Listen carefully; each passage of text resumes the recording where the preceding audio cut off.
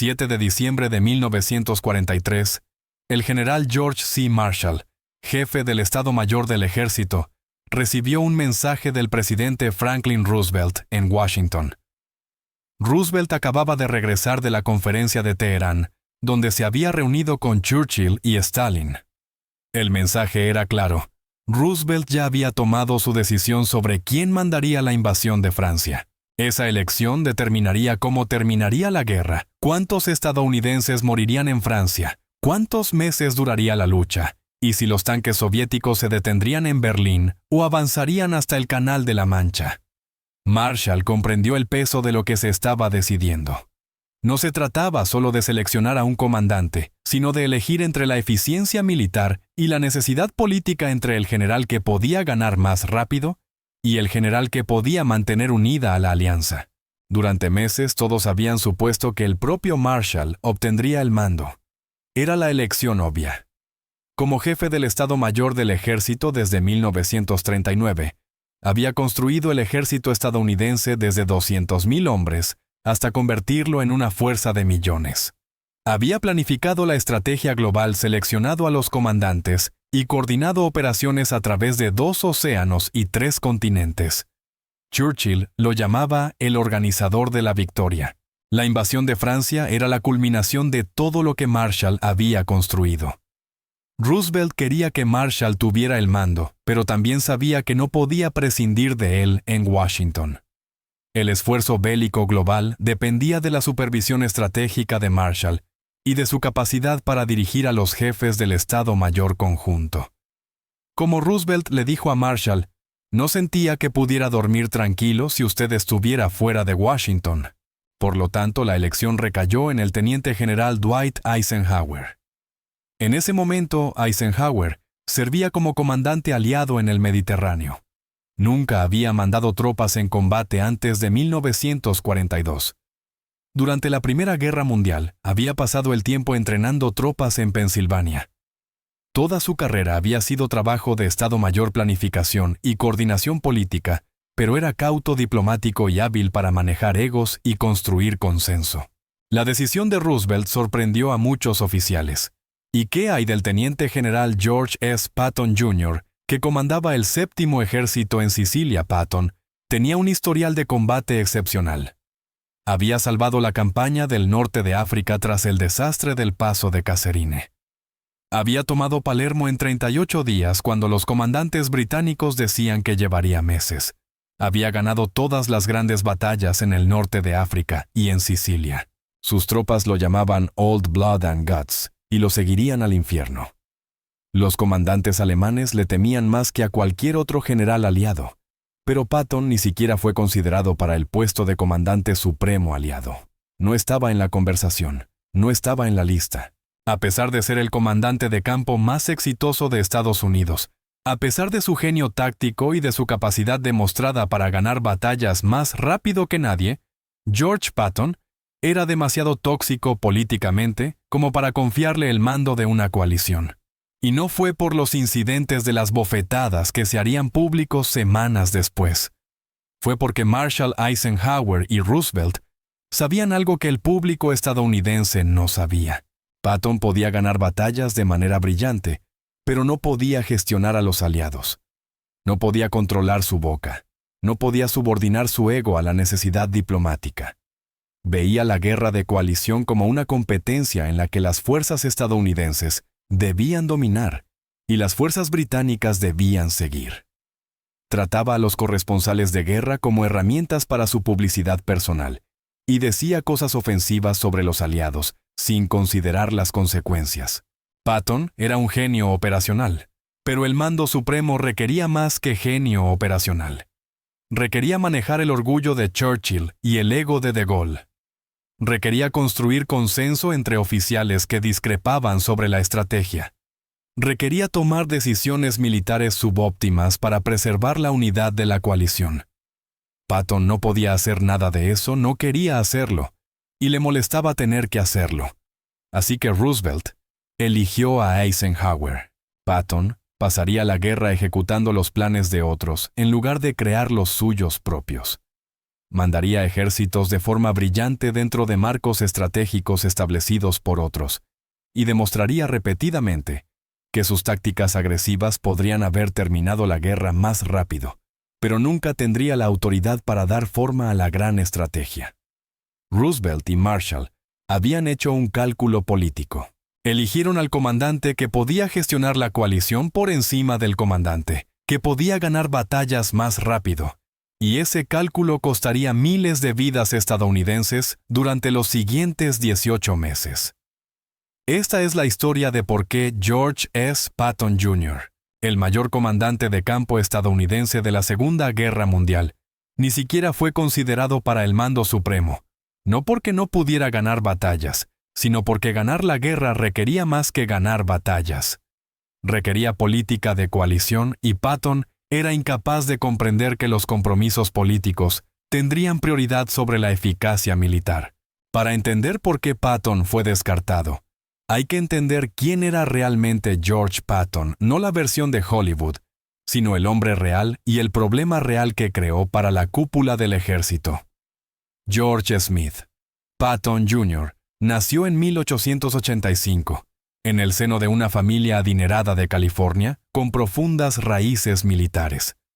Asistió a West Point y se graduó en 1909 con la reputación de ser un oficial agresivo y competitivo, que creía que la guerra era la vocación más elevada de la humanidad. En la Primera Guerra Mundial, Patton mandó unidades de tanques y fue uno de los primeros oficiales estadounidenses en comprender la guerra mecanizada. Entre guerras, Patton estudió historia militar de manera obsesiva, leyó todo lo que se había escrito sobre Napoleón, Aníbal César y Alejandro. Creía que entendía la guerra a un nivel que sus contemporáneos no alcanzaban. Creía que había sido la reencarnación de antiguos guerreros y que había combatido en Cartago y en Troya. Se lo decía a la gente y lo creía absolutamente. Su personalidad era compleja, era grosero y memorable en sus palabras. Vestía uniformes personalizados con botas pulidas y revólveres de empuñadura de marfil. Exigía perfección a sus tropas y las presionaba más que cualquier otro comandante estadounidense. Era teatral y lo sabía. Cultivó la imagen de un poeta guerrero enamorado del combate. Pero también era profundamente inseguro. Sufría de una dislexia severa y tuvo grandes dificultades para leer durante toda su vida. Lo compensaba memorizándolo todo. Estudiaba de manera obsesiva porque la lectura le resultaba difícil. Su personalidad agresiva era en parte real y en parte construida para ocultar su discapacidad de aprendizaje y su temor de que otros oficiales lo consideraran intelectualmente inferior. Para 1942, cuando Estados Unidos entró en la Segunda Guerra Mundial, Patton tenía 57 años. Había pasado 33 años en el ejército entrenando oficiales en guerra blindada y escribiendo manuales doctrinales para el combate con tanques. Comprendía la guerra móvil mejor que cualquier otro comandante estadounidense y estaba absolutamente convencido de que estaba destinado a la grandeza. El problema era que Patton no podía controlarse. Decía lo que pensaba, insultaba a los aliados, ignoraba las órdenes con las que no estaba de acuerdo, filtraba información a los periodistas para construir su imagen pública. Trataba a los corresponsales de guerra como herramientas para su propia publicidad. Competía con otros generales por titulares y gloria. Lo más importante es que Patton no tenía ninguna comprensión de la política de coalición. No le importaban las sensibilidades británicas. No le importaba el orgullo de la Francia libre. No le importaban las exigencias soviéticas de un segundo frente. Le importaba matar alemanes con eficiencia y ganar batallas de forma decisiva. Todo lo demás era política y la política lo aburría. Marshall sabía todo esto. Eisenhower también lo sabía. Habían trabajado con Patton durante décadas. Sabían que era brillante en el campo de batalla y catastrófico en los cuarteles generales. Sabían que ganaría batallas y perdería aliados. Sabían que era el mejor comandante de combate que tenía Estados Unidos y la peor elección posible para un puesto que exigiera habilidades diplomáticas. Así que tomaron una decisión: usar a Patton, donde sus fortalezas importaban mantenerlo alejado de situaciones donde sus debilidades pudieran destruir la alianza, darle ejércitos para mandar, y nunca darle teatros completos para gestionar. Fue un cálculo racional basado en el comportamiento demostrado de Patton, pero también una decisión que perseguiría a la estrategia estadounidense durante el resto de la guerra. En noviembre de 1942, Patton recibió su primer mando de combate de la guerra. Dirigió la Fuerza de Tarea Occidental en la Operación Torch, la invasión aliada del norte de África. Sus fuerzas desembarcaron en Casablanca, en Marruecos, mientras fuerzas británicas y estadounidenses desembarcaban más al este en Orán y Argel. El desembarco en Casablanca fue complicado. Las fuerzas francesas de Vichy defendían Marruecos, y la situación política era delicada. Roosevelt no quería alienar a las fuerzas francesas que podrían unirse a los aliados. A Patton se le ordenó minimizar las bajas y evitar el uso excesivo de la fuerza. Patton ignoró las preocupaciones políticas y se concentró en los objetivos militares. Golpeó las playas con dureza y aplastó la resistencia francesa en 4 días. Casablanca cayó. Las fuerzas francesas en Marruecos se rindieron. Patton se estableció como el comandante estadounidense que obtenía resultados. Pero la verdadera prueba llegó en marzo de 1943. Las fuerzas estadounidenses en Túnez habían sido duramente derrotadas en el paso de Kasserine. El mariscal de campo alemán Erwin Rommel había atravesado las líneas estadounidenses y expuesto la inexperiencia de las tropas norteamericanas frente a veteranos de la Wehrmacht. Las bajas estadounidenses fueron elevadas. La moral quedó destrozada. Los comandantes aliados se preguntaban si las fuerzas estadounidenses podían combatir de manera efectiva. Eisenhower necesitaba a alguien que restaurara el orden y la confianza, y envió a Patton para asumir el mando del segundo cuerpo. Patton llegó el 6 de marzo de 1943 y transformó la unidad de inmediato. Hizo cumplir las normas de uniforme, exigió disciplina, llevó a consejo de guerra a oficiales por cobardía, visitó personalmente las posiciones de primera línea y destituyó a comandantes que no eran lo suficientemente agresivos. En 2 semanas, el segundo cuerpo era un ejército diferente. Patton los condujo en los ataques de El Guetar, donde detuvieron un contraataque alemán e infligieron fuertes bajas. Las tropas estadounidenses dejaron de retirarse y comenzaron a ganar. Patton había demostrado que los soldados estadounidenses podían combatir. Solo necesitaban un liderazgo agresivo.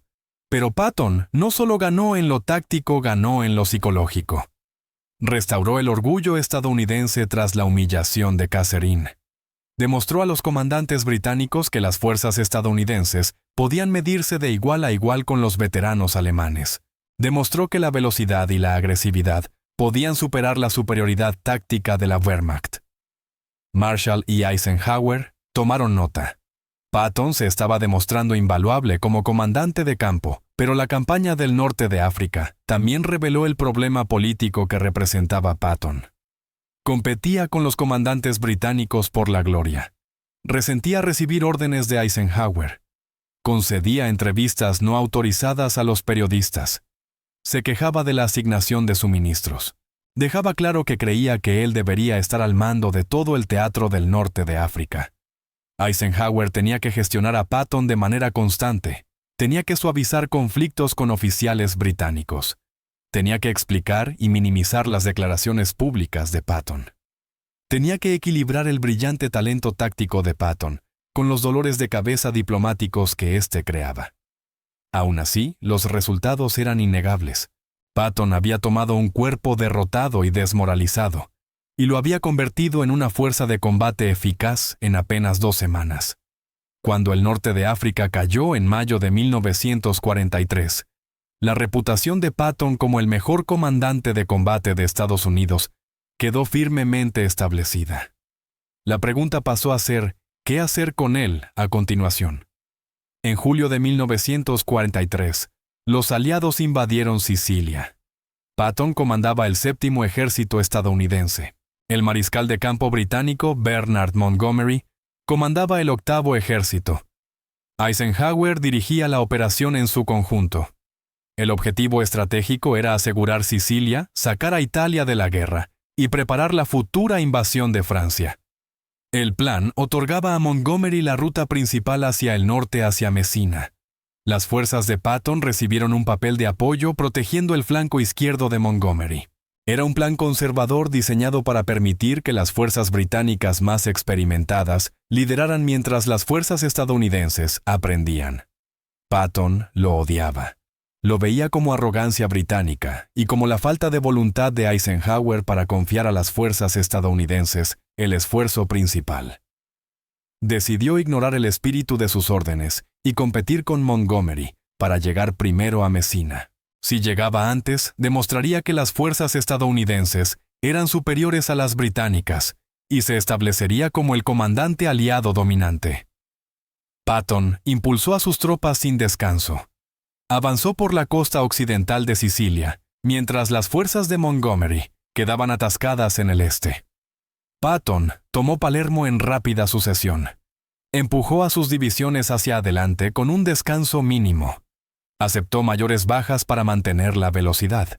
Y el 17 de agosto de 1943, las fuerzas de Patton entraron en Messina horas antes de que llegara Montgomery. Fue un logro táctico asombroso. Patton había cubierto más terreno, librado más batallas y alcanzado el objetivo primero. Había eclipsado a Montgomery y hecho que las armas estadounidenses parecieran superiores a las británicas. Los periódicos estadounidenses lo celebraron como un héroe. Apareció en la portada de la revista Time. Era el rostro del éxito militar estadounidense. Pero la campaña de Sicilia también reveló la temeridad de Patton. Había llevado a sus tropas más allá de sus límites físicos. Sus tasas de bajas fueron más altas de lo necesario porque priorizó la velocidad sobre la planificación cuidadosa. Había creado una competencia con Montgomery que tensó la alianza. Y lo peor de todo, su conducción agresiva de tropas exhaustas creó las condiciones para los incidentes que casi acabarían con su carrera. El 3 de agosto de 1943, Patton visitó el 15, hospital de evacuación cerca de Nicosia. Estaba recorriendo la instalación y hablando con soldados heridos cuando se acercó al soldado raso Charles Cool, que estaba sentado en una cama sin heridas visibles. Patton le preguntó qué le pasaba y Cool respondió que ya no podía soportar más los bombardeos. Patton explotó. Llamó cobarde a Cool, le dio una bofetada en la cara con los guantes, sacó su pistola y amenazó con dispararle. Ordenó que Cool regresara inmediatamente a la línea del frente. El personal médico tuvo que intervenir para impedir que Patton disparara a un soldado que sufría fatiga de combate. Una semana después, el 10 de agosto, Patton visitó el 93 Hospital de Evacuación. Allí se encontró con el soldado raso Paul Bennett, que también sufría fatiga de combate sin heridas visibles. Patton repitió la escena. Abofeteó a Bennett, lo llamó cobarde, sacó su pistola. Ordenó que Bennett fuera expulsado de la tienda del hospital. Los incidentes fueron presenciados por decenas de miembros del personal médico y reportados a través de la cadena de mando. Eisenhower se enteró de ellos en cuestión de días. Los corresponsales de guerra también los conocían, pero acordaron no publicar las historias de manera temporal, mientras Eisenhower decidía qué hacer. Eisenhower se enfrentó a una elección imposible. Patton acababa de ganar la campaña de Sicilia y era el comandante estadounidense más exitoso del teatro, pero había agredido a soldados que sufrían heridas psicológicas y había violado todos los principios de la justicia militar y de la atención médica. Según los reglamentos, Patton debería haber sido sometido a un consejo de guerra y relevado del mando. Eisenhower hizo un cálculo político, reprendió a Patton en privado y le ordenó disculparse con los soldados, con el personal médico y con cada división del 7º Ejército. Pero no lo relevó del mando. No lo sometió a un consejo de guerra. Mantuvo a Patton en el teatro porque creía que lo necesitaba para la invasión de Francia. La decisión se hizo pública en noviembre de 1943, cuando el comentarista de radio Drew Pearson reveló la historia en su emisión del 21 de noviembre. El público estadounidense se indignó. Congresistas exigieron que Patton fuera destituido. Organizaciones de veteranos pidieron que fuera sometido a un consejo de guerra. El secretario de guerra se vio inundado de cartas exigiendo que Patton rindiera cuentas. Pero para entonces, Eisenhower ya había hecho su recomendación para el puesto de comandante supremo, y había incluido a Patton en sus planes para Francia, no como comandante supremo, sino como comandante de un ejército bajo la dirección de Eisenhower, porque creía que el genio táctico de Patton valía la pena tolerar sus defectos de carácter. Marshall coincidió con la evaluación de Eisenhower. Patton era demasiado valioso como para perderlo, pero también era demasiado peligroso como para promoverlo más allá del mando de un ejército. Los incidentes de las bofetadas dieron a Marshall y a Roosevelt una justificación pública para lo que ya sabían. Podían señalar su falta de juicio, su incapacidad para controlar su temperamento y su desprecio por las regulaciones militares. Podían explicar por qué nunca se confiaría a Patton nada más allá del mando en el campo de batalla. Fue una racionalización conveniente. La verdad era que la personalidad de Patton, su competitividad y su incapacidad para desenvolverse dentro de la política de coalición, siempre lo habían descalificado para el mando de un teatro. Patton nunca iba a ser considerado para comandante supremo aliado. Los incidentes de las bofetadas simplemente dieron a todos una excusa pública para una decisión que ya se había tomado en función de quién era Patton. Entonces, ¿por qué Roosevelt eligió a Eisenhower en lugar de mantener a Marshall en el campo? ¿Y por qué Patton ni siquiera estuvo en la conversación? La respuesta a la primera pregunta fue la necesidad estratégica. Marshall era indispensable en Washington. Dirigía el esfuerzo bélico global. Coordinaba con los británicos. Supervisaba las operaciones tanto en Europa como en el Pacífico. Trabajaba con el Congreso en las asignaciones presupuestarias y la movilización.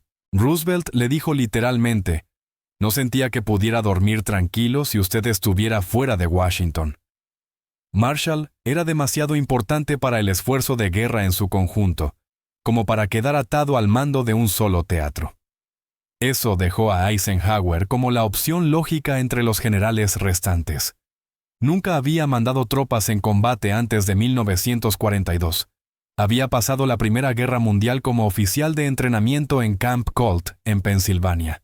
Había pasado los años de entreguerras realizando trabajo de Estado Mayor para Douglas MacArthur y sirviendo en diversos puestos administrativos.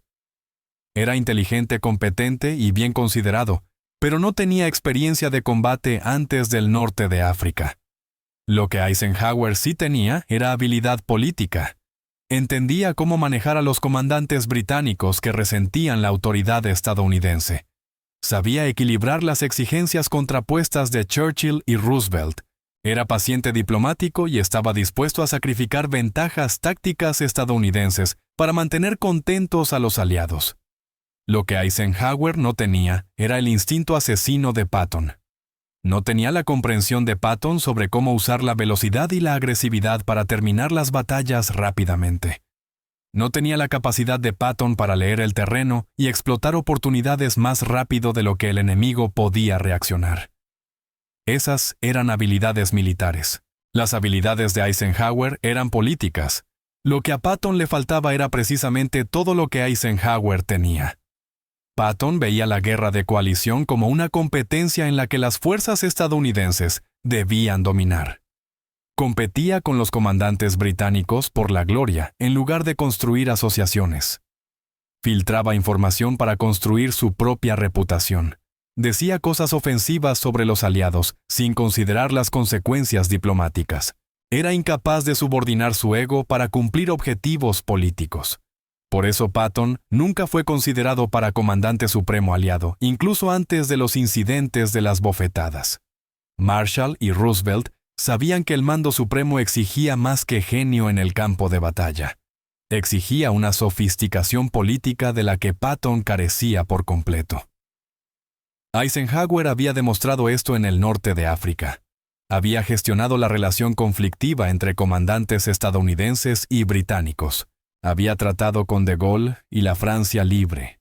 Había coordinado operaciones terrestres, aéreas y navales a través de múltiples teatros. Había hecho todo eso sin alienar a los aliados, ni crear incidentes diplomáticos. Marshall valoraba esto más que la experiencia de combate.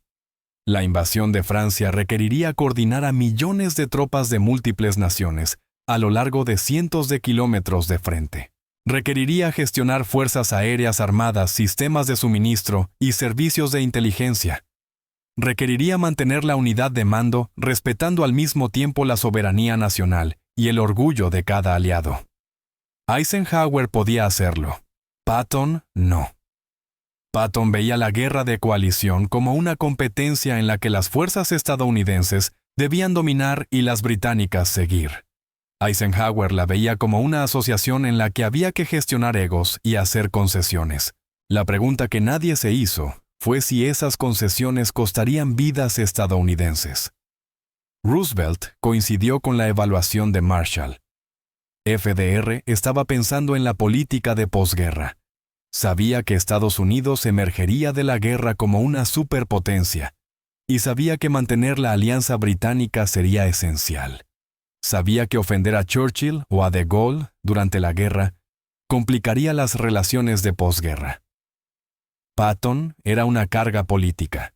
Eisenhower era políticamente seguro. Decía las cosas correctas. Construía puentes en lugar de quemarlos. Entendía que ganar la guerra requería más que victorias tácticas.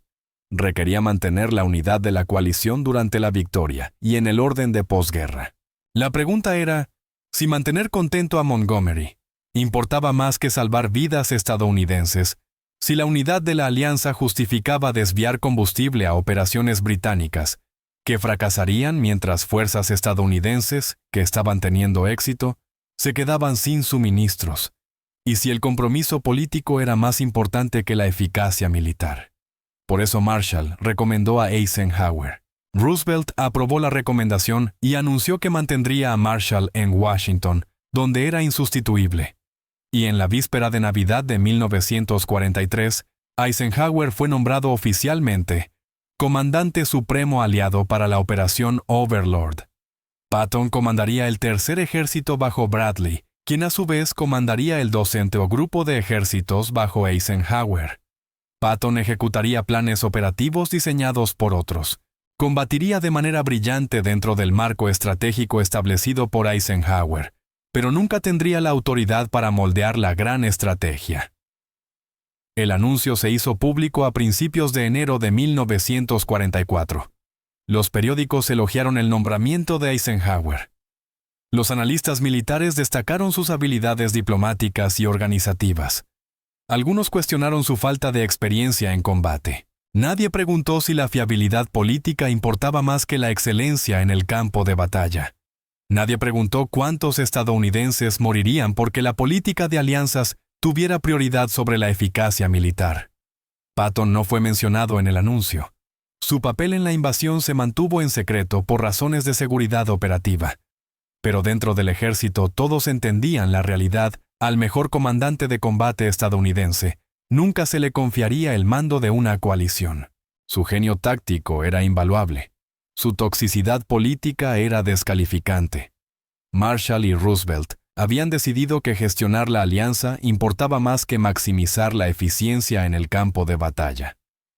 La Operación Cobra comenzó el 25 de julio de 1944. Las fuerzas estadounidenses, lideradas por el primer ejército del general Omar Bradley, rompieron las líneas alemanas en Saint-Lô. Tras 6 semanas de sangriento estancamiento en los setos de Normandía, las fuerzas estadounidenses lograron finalmente una ruptura. La línea defensiva alemana colapsó y de pronto se abrió terreno despejado por delante. El Tercer Ejército de Patton se activó el 1 de agosto de 1944.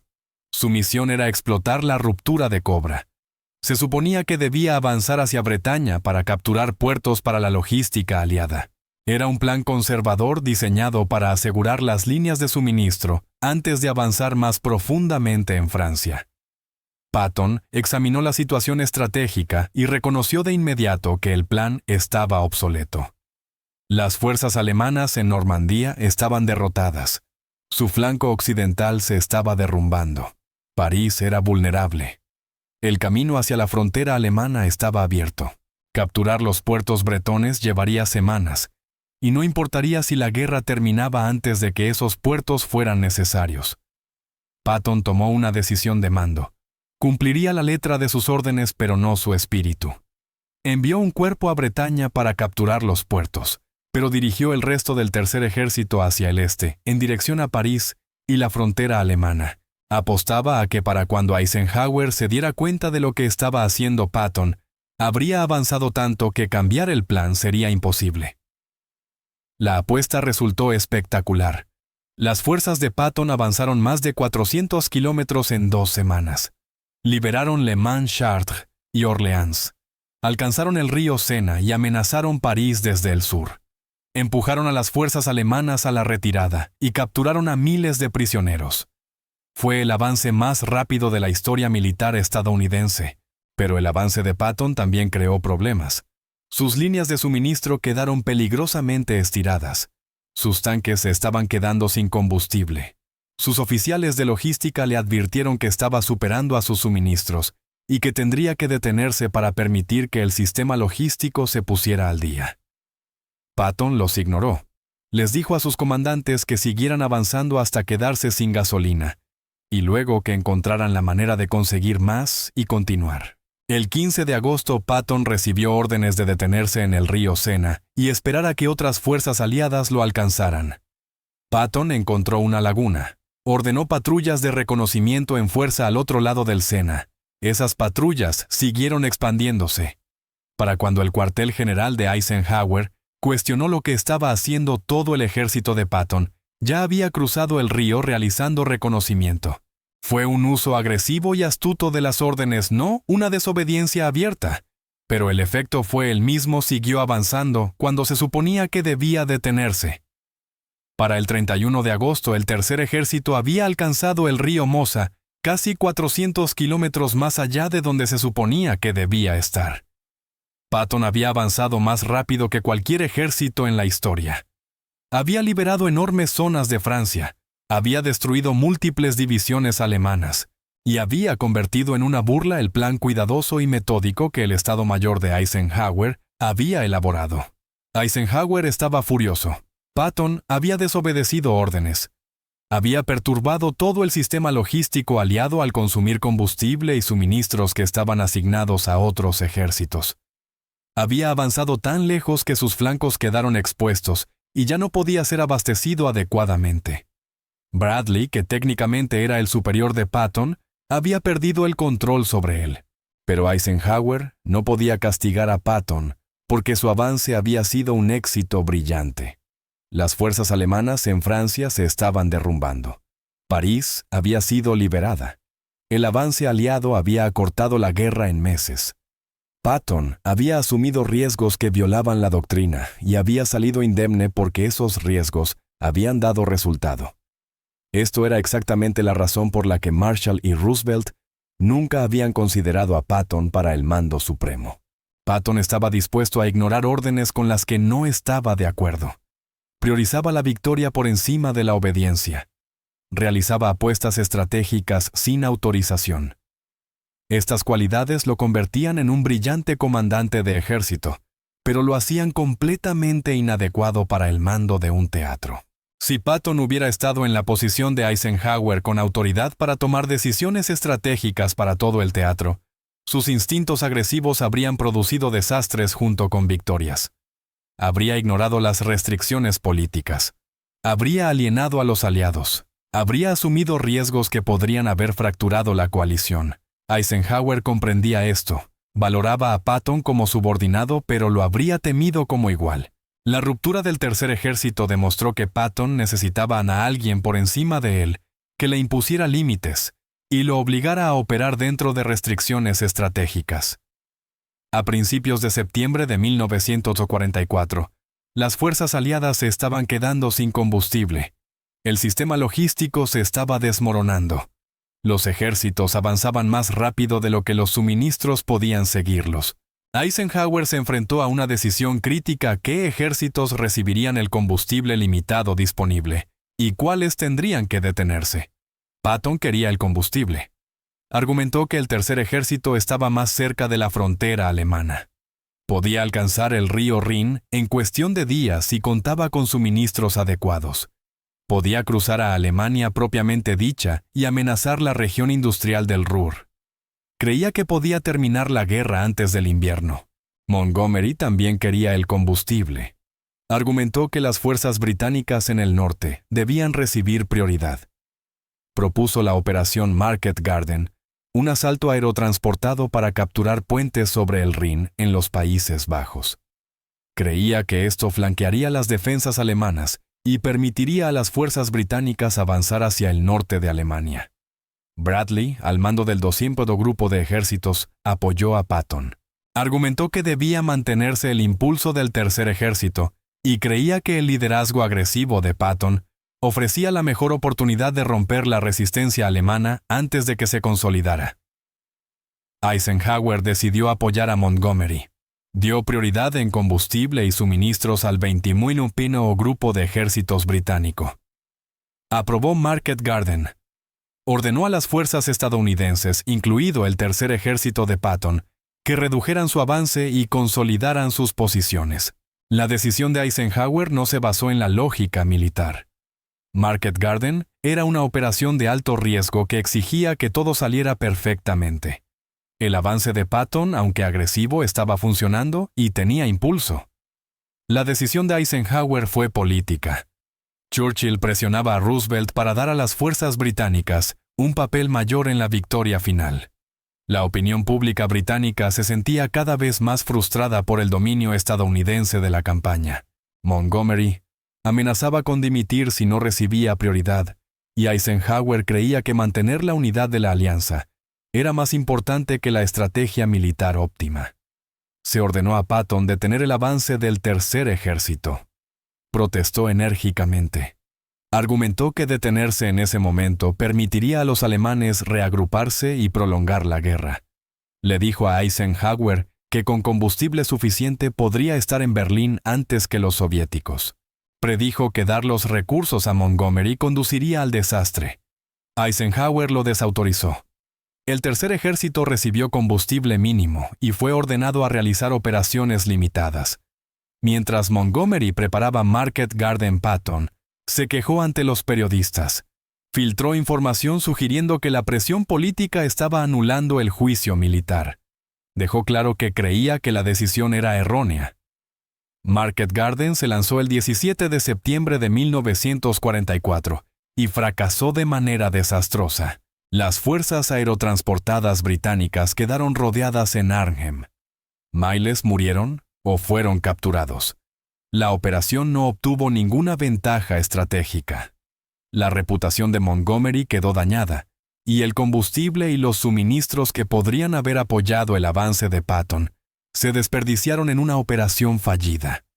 Pero el verdadero costo no se midió en las bajas británicas en Arnhem. Se midió en los soldados estadounidenses que murieron luchando a través de la línea Sigfrido en octubre y noviembre, porque a Patton no se le permitió flanquearla en septiembre. Se midió en la prolongación de la guerra que dio a Alemania tiempo para preparar la ofensiva de las Ardenas. La decisión política de Eisenhower de apoyar a Montgomery compró una armonía temporal dentro de la alianza. El precio fueron vidas estadounidenses y meses adicionales de combate. Patton creía que esto validaba su argumento. Si se le hubiera dado el mando supremo, habría priorizado el avance del tercer ejército. Habría alcanzado la frontera alemana semanas antes. Habría cruzado el Rin antes de que las defensas alemanas se consolidaran. La guerra podría haber terminado en 1944. Pero Marshall y Eisenhower lo veían de otra manera. Creían que si Patton hubiera sido comandante supremo, habría creado problemas aún mayores. Habría ignorado las sensibilidades británicas. Habría competido con Montgomery en lugar de gestionarlo. Habría fracturado la alianza en busca de la gloria estadounidense. El fracaso de Market Garden no demostró que Patton debiera haber sido comandante supremo. Demostró que Eisenhower no había sido lo suficientemente agresivo y que había permitido en exceso que la política se impusiera al juicio militar. Pero también demostró que alguien tenía que gestionar la política de coalición y Patton no era capaz de hacerlo. En agosto de 1944, las fuerzas alemanas en Normandía quedaron atrapadas en una bolsa cerca de la localidad de Falaise. Las fuerzas aliadas las habían rodeado por 3 lados. La única ruta de escape era una estrecha brecha hacia el este. Si los aliados cerraban esa brecha, podrían capturar o destruir a 100.000 soldados alemanes y poner fin a la resistencia organizada alemana en Francia. Bradley comandaba las fuerzas estadounidenses que avanzaban desde el sur. Montgomery comandaba las fuerzas británicas y canadienses que avanzaban desde el norte. El plan era que ambas fuerzas avanzaran y cerraran la brecha, atrapando a los alemanes en su interior. El tercer ejército de Patton estaba perfectamente posicionado para cerrar la brecha desde el sur. Solicitó permiso a Bradley para avanzar hacia el norte y sellar completamente la bolsa. Argumentó que podía llegar a Falaise antes de que los alemanes escaparan y convertir la campaña de Normandía en una destrucción total de las fuerzas alemanas en Francia. Bradley se negó. Le preocupaba que si Patton avanzaba demasiado hacia el norte, las fuerzas estadounidenses y británicas pudieran dispararse accidentalmente entre sí. Temía problemas de coordinación y la posibilidad de un incidente de fuego amigo que avergonzara a la alianza. Patton sostuvo que el riesgo valía la pena. La oportunidad de destruir al séptimo ejército alemán era demasiado valiosa como para dejarla escapar por preocupaciones de coordinación. Le dijo a Bradley que un control de fuego cuidadoso podía evitar bajas por fuego amigo. Rogó que se le permitiera avanzar. Bradley se mantuvo firme. Detuvo el avance de Patton en Argentan, a unos 25 kilómetros al sur de Falaise. Ordenó a Patton que se detuviera y esperara a que las fuerzas de Montgomery cerraran la brecha desde el norte. Patton obedeció la orden, pero protestó enérgicamente. Creía que Bradley estaba desperdiciando una oportunidad histórica por miedo a molestar a Montgomery. Las fuerzas de Montgomery avanzaron lentamente hacia Falaise. Las tropas canadienses combatían con dureza, pero progresaban poco. La resistencia alemana se endurecía a medida que comprendían que necesitaban mantener abierta la ruta de escape. Pasaron los días. La brecha permaneció abierta. Finalmente, el 19 de agosto, las fuerzas aliadas se enlazaron en Chambois, cerrando parcialmente la brecha, pero las fuerzas alemanas siguieron abriendo salidas durante los 2 días siguientes. La bolsa no quedó completamente sellada hasta el 21 de agosto. Para entonces, fuerzas alemanas significativas habían escapado. Entre 20.000 y 50.000 soldados alemanes lograron salir de la bolsa llevándose consigo gran parte de su equipo. Se retiraron hacia el este y formaron el núcleo de nuevas posiciones defensivas. No eran solo cifras en un informe de bajas, eran tripulaciones de tanques SS que defenderían la línea Siegfriedo-Infantería de la Wehrmacht, que lucharía en el bosque de Jürgen, y soldados experimentados que encabezarían la ofensiva de las Ardenas 3 meses después. Cada alemán que salió caminando de la bolsa de Falaise acabaría matando estadounidenses durante el invierno. Patton lo sabía. Bradley lo sabía. Aún así, los dejaron escapar porque coordinarse con Montgomery importaba más que destruir al enemigo. Los historiadores debaten si Patton habría podido cerrar la brecha si se le hubiera permitido avanzar. El argumento a favor de dejarlo intentar es sólido. El tercer ejército estaba perfectamente posicionado. Las fuerzas de Patton eran experimentadas y agresivas. El riesgo de fuego amigo, aunque real, era manejable con una coordinación adecuada. La decisión de no permitir que Patton cerrara la brecha reflejó la política de coalición que Marshall había utilizado para justificar no darle a Patton el mando supremo. Bradley temía crear problemas con Montgomery. Priorizó evitar la vergüenza sobre maximizar la eficacia militar. Tomó una decisión políticamente segura que permitió escapar a las fuerzas alemanas. Si Patton hubiera sido comandante supremo, habría cerrado la brecha. Habría aceptado el riesgo de fuego amigo. Habría ordenado a Montgomery coordinar su avance en lugar de esperar permiso.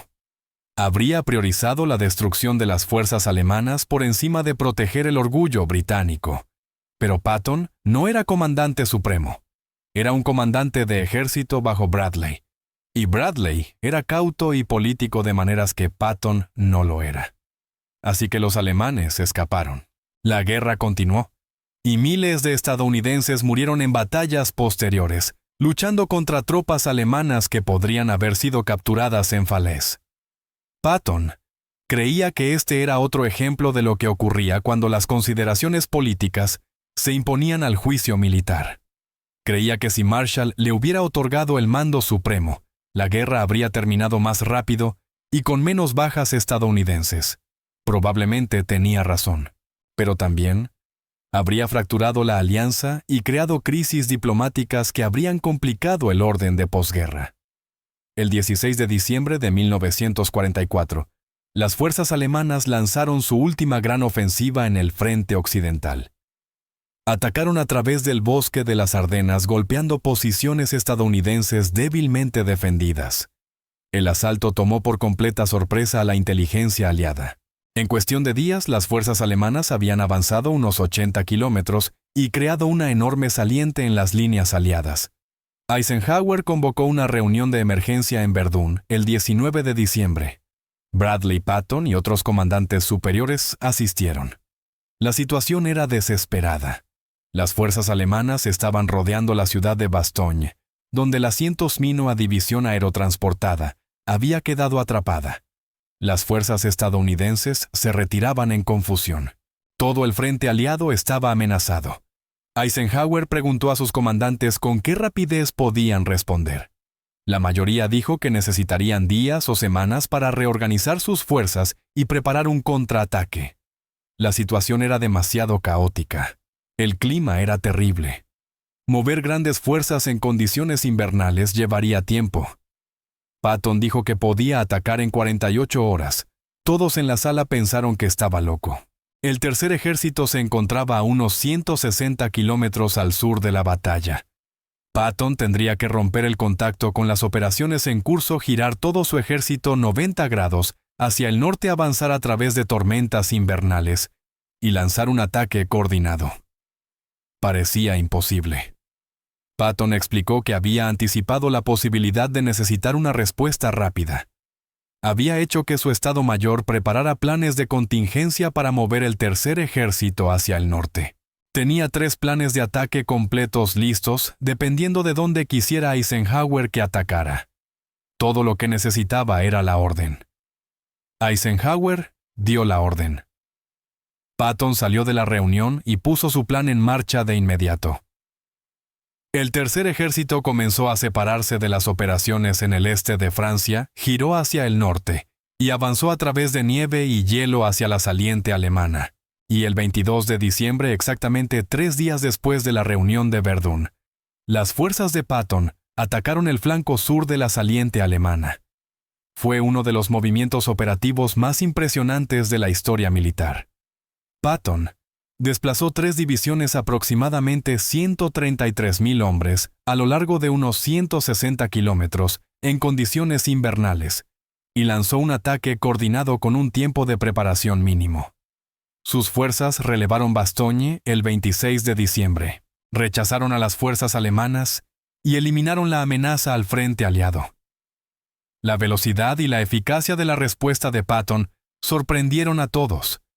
Los comandantes alemanes no podían creer que las fuerzas estadounidenses se hubieran reorientado tan rápido. Observadores británicos lo calificaron como una obra maestra del movimiento operativo. Incluso Eisenhower, que con frecuencia chocaba con Patton, admitió que fue uno de los logros más impresionantes de la guerra. Pero la batalla de las Ardenas también reveló lo que ocurría cuando Patton no estaba al mando de la estrategia general.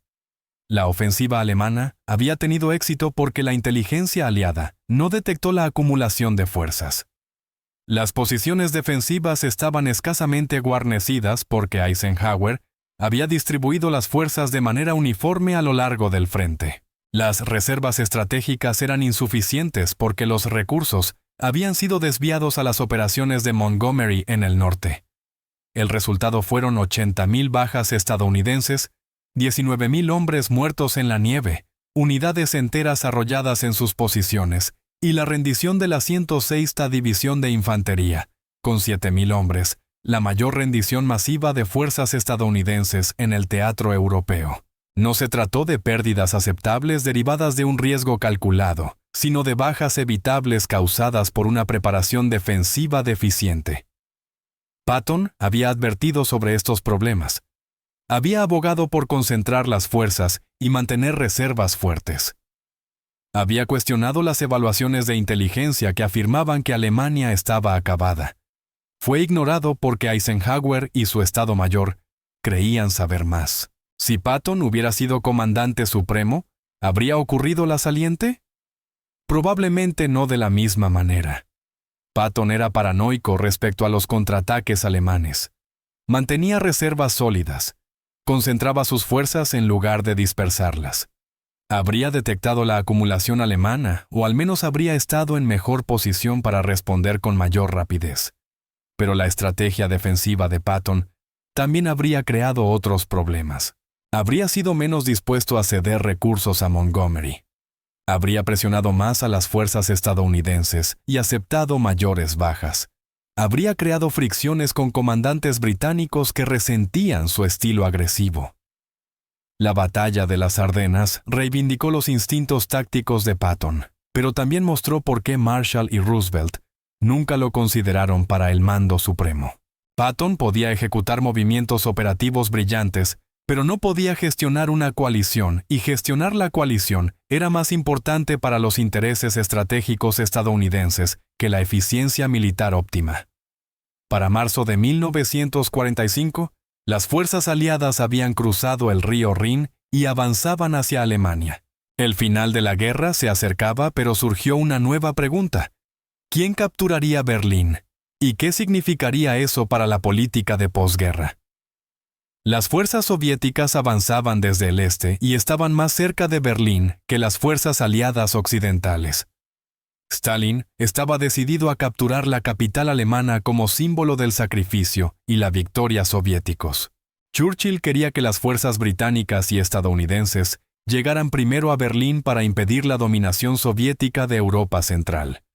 Patton estaba bien posicionado para lanzarse hacia Berlín. El tercer ejército avanzaba rápidamente a través del centro de Alemania. Patton creía que podía llegar a Berlín antes que los soviéticos si se le proporcionaban combustible y autorización para avanzar. En abril de 1945, el tercer ejército de Patton alcanzó el río Elba a solo unos 80 kilómetros de Berlín. El camino estaba abierto. La resistencia alemana se estaba derrumbando. Patton estaba listo para avanzar y tenía la opción de hacerlo. Patton solicitó permiso a Bradley y a Eisenhower. Argumentó que las fuerzas estadounidenses debían llegar a Berlín antes que los soviéticos. Creía que la ocupación de la capital alemana daría a Estados Unidos una ventaja decisiva en las negociaciones de posguerra. Pero Eisenhower optó por no antagonizar a Stalin. Priorizó la alianza soviética por encima de la posición estratégica. Siguió los acuerdos de Roosevelt en Yalta, aun sabiendo que esos acuerdos otorgarían a Stalin el control de Europa Oriental. La decisión se había tomado en los niveles políticos más altos.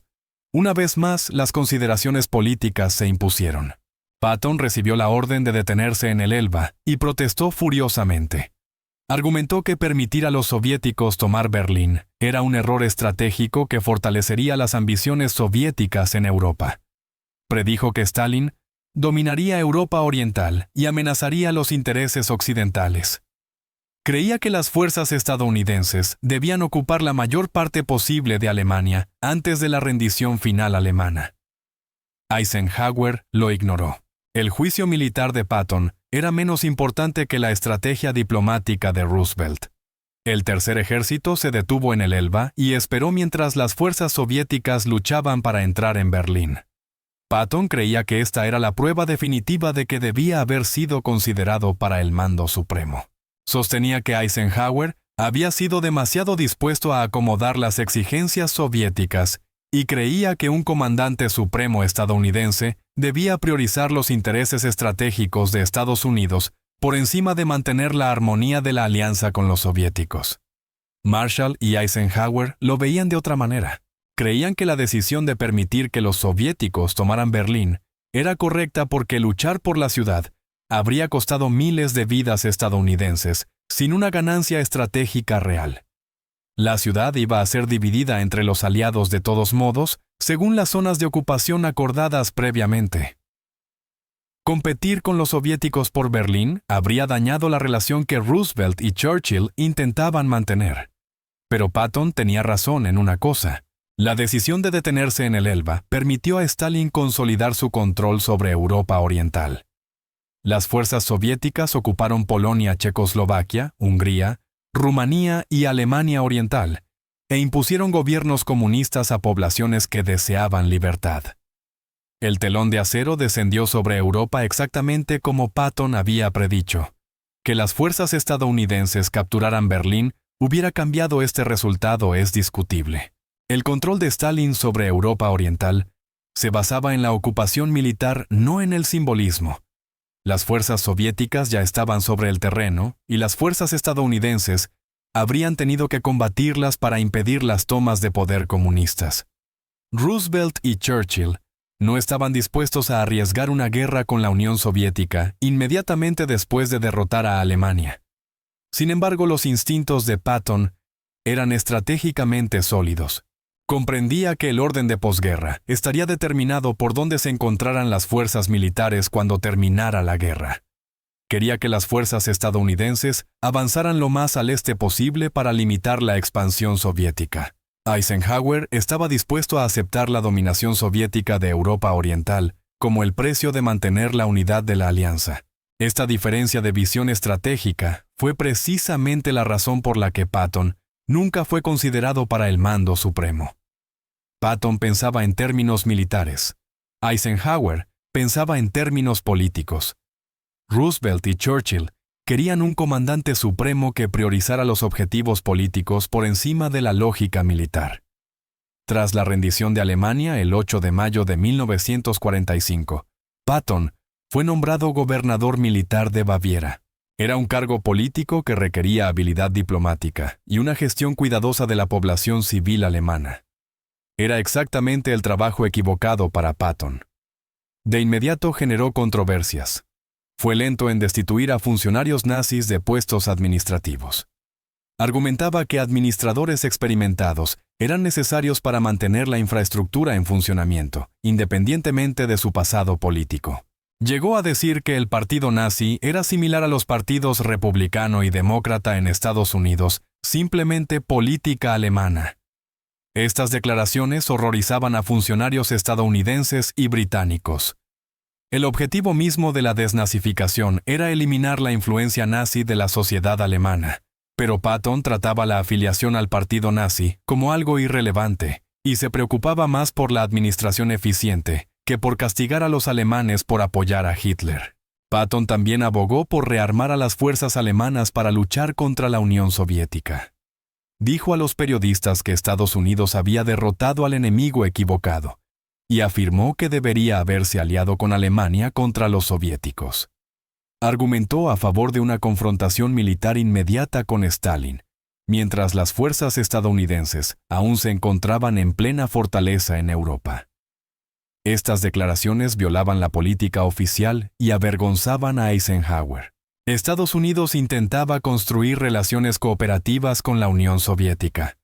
Patton estaba abogando en la práctica por una tercera guerra mundial. Pedía utilizar tropas alemanas, las mismas fuerzas que acababan de matar a cientos de miles de estadounidenses contra el aliado de guerra de Estados Unidos.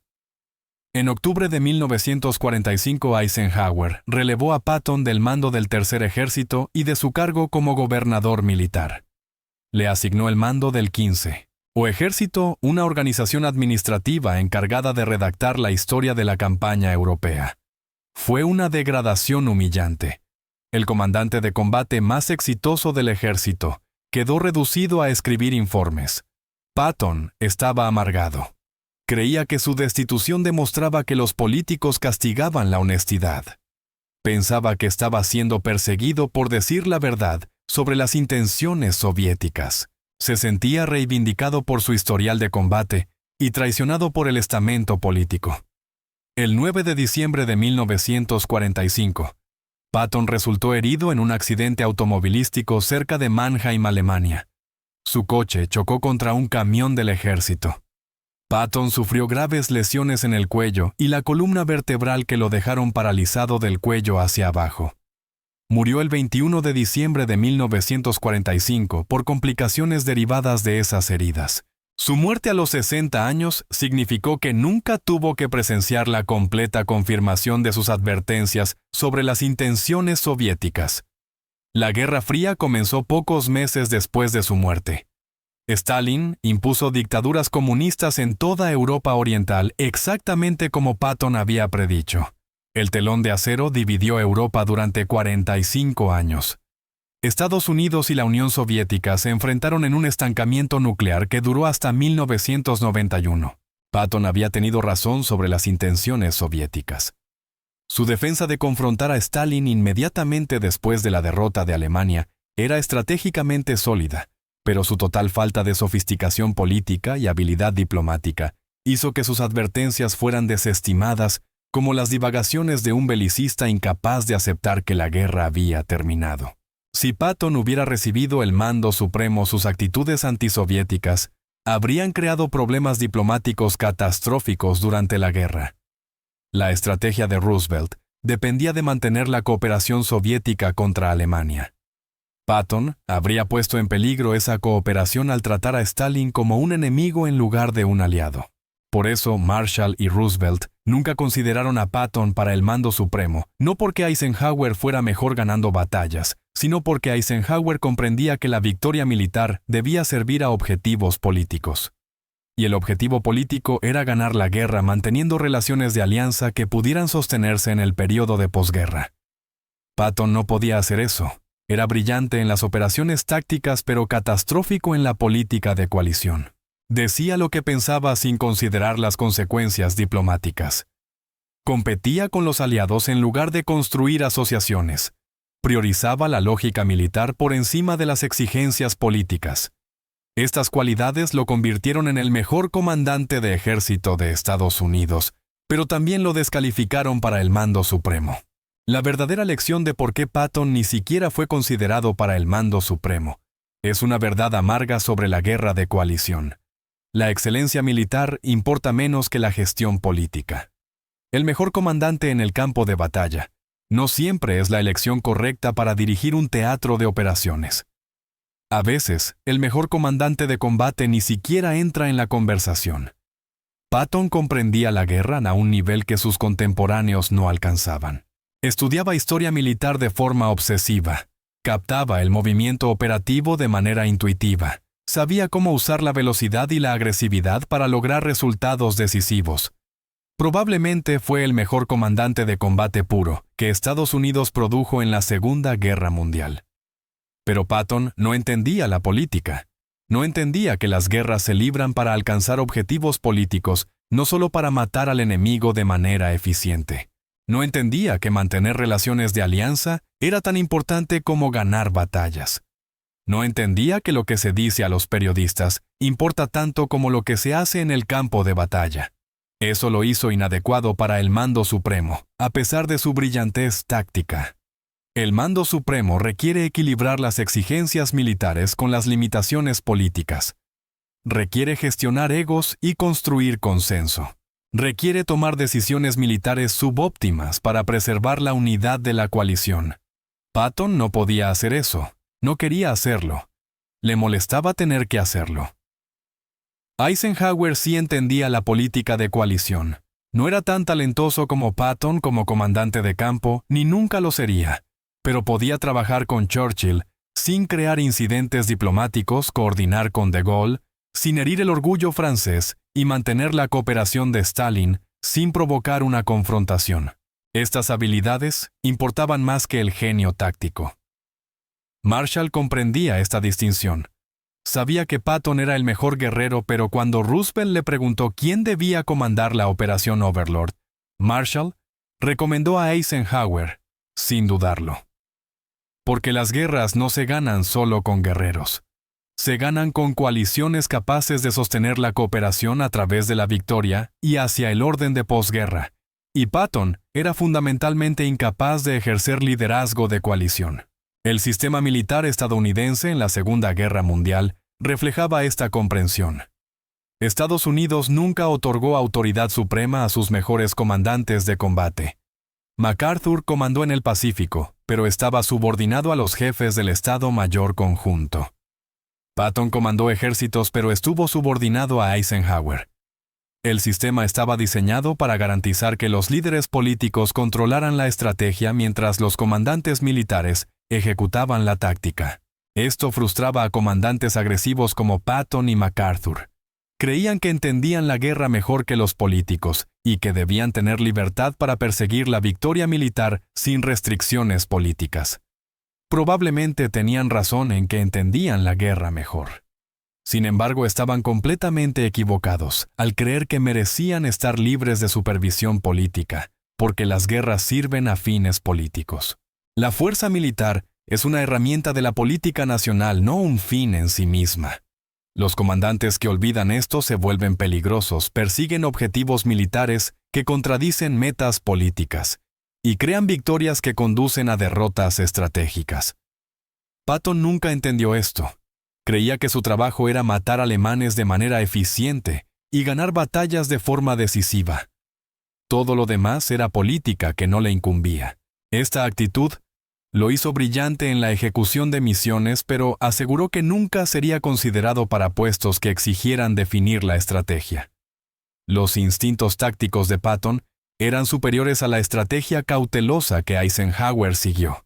La ruptura de Normandía se retrasó semanas debido a una planificación excesivamente prudente. El fracaso en cerrar la brecha de Falaise permitió que decenas de miles de soldados alemanes escaparan. Market Garden consumió recursos que podrían haber respaldado el avance del Tercer Ejército hacia el Rin. La batalla de las Ardenas ocurrió porque las posiciones defensivas eran demasiado delgadas y las reservas eran inadecuadas. Las cifras cuentan la historia que las historias oficiales intentaron ocultar. Market Garden: 17,000 bajas aliadas sin ninguna ganancia estratégica. Recursos que podrían haberse destinado al avance de Patton se desviaron a la operación fallida de Montgomery. Las Ardenas: 80,000 bajas estadounidenses, 19,000 hombres muertos en la nieve. La 112ª División de Infantería se rindió con 7,000 hombres, la mayor rendición masiva de fuerzas estadounidenses en el teatro europeo. Estas no fueron pérdidas aceptables producto de un riesgo calculado. Fueron bajas evitables que ocurrieron porque Eisenhower dispersó las fuerzas intentando mantener a todos contentos. El bosque de Hürtgen: 33,000 bajas estadounidenses tomando un terreno que podría haberse evitado si Patton hubiera podido flanquear la línea Sigfrido en septiembre. La propia línea Sigfrido fue tomada mediante asaltos frontales a finales de 1944, porque Patton no había sido autorizado a flanquearla cuando aún era vulnerable a principios de septiembre. Cada una de esas bajas tiene un nombre. Cada una tiene una familia que recibió un telegrama del Departamento de Guerra. Todos pagaron el precio de decisiones políticas que priorizaron la unidad de la alianza por encima de la eficacia militar. Eisenhower mantuvo unida la alianza. Ese era su trabajo y lo hizo bien. Pero su trabajo no era ganar batallas rápidamente ni salvar vidas estadounidenses. Su trabajo era gestionar egos y mantener la unidad de la coalición. Dio a Montgomery el combustible para Market Garden. Detuvo a Patton en el río Sena. Se detuvo en el Elba en lugar de correr hacia Berlín. Cada una de esas decisiones mantuvo contentos a los aliados. Cada una de esas decisiones costó vidas estadounidenses. El trabajo de Patton era ganar batallas y destruir al enemigo. Era el mejor del mundo en eso, y aún así, nunca fue considerado para el mando supremo porque la eficacia militar importaba menos que la aceptabilidad política. Marshall eligió al gestor por encima del guerrero. Roosevelt aprobó la elección. La alianza se mantuvo unida. Alemania fue derrotada. Los soviéticos ocuparon Europa Oriental exactamente como Patton había predicho, y miles de soldados estadounidenses pagaron el precio. Los estadounidenses que murieron en los setos, esperando una ruptura retrasada durante semanas, nunca tuvieron la oportunidad de decidir si la unidad de la alianza valía sus vidas. Las familias que abrieron telegramas del Departamento de Guerra, después de las Ardenas, después de Market Garden, después del bosque de Hürtgen, nunca pudieron decidir si mantener contento a Montgomery justificaba la muerte de sus hijos. Los soldados pagaron con sangre. Los generales pagaron con reputación. Las familias pagaron con un dolor que nunca terminó. George S. Patton Jr. ni siquiera estuvo en la conversación para el mando supremo porque era demasiado bueno en la guerra y demasiado malo en la política. Podría haber terminado los combates antes. Pero Marshall y Roosevelt eligieron a la alianza por encima de las vidas estadounidenses. Eligieron la fiabilidad política por encima de la excelencia en el campo de batalla.